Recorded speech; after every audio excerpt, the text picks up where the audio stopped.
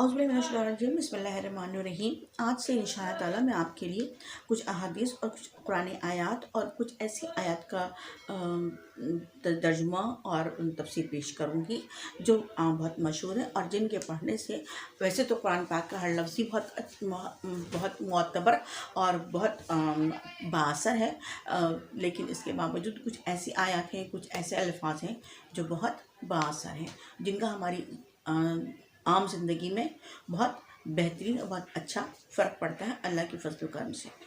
तो लिहाजा पहले हम हदीस शुरू करते हैं। हुज़ूर अक़दस सल्लल्लाहु अलैहि वसल्लम ने एक मरतबा हज़रत अली रज़ी ताला अन्हु से इरशाद फरमाया, ए अली रज़ी ताला अन्हु, रात को रोज़ाना 5 काम किया करो। नंबर 1, 4000 दिनार सदका देकर सोया करो। नंबर 2, एक कुरान शरीफ पढ़कर सोया करो। नंबर 3, जन्नत की कीमत देकर सोया करो। नंबर 4, 2 लड़ने वालों में सुलह कराकर सोया करो। और नंबर 5, एक हज करके सोया करो।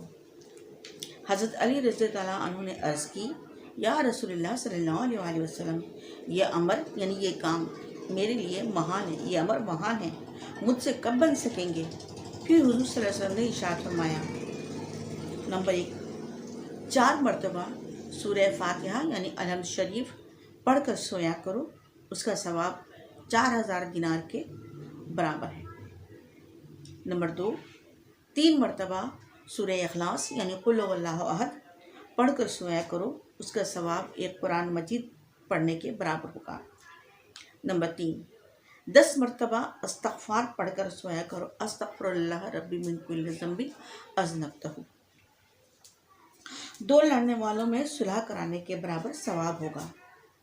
नंबर 4, 10 मरतबा दुरूद शरीफ पढ़कर सोया करो, दुरूद इब्राहिमी हो या छोटी दुरूद हो, दुरूद शरीफ पढ़कर सोया करो, जन्नत की कीमत अदा होगी।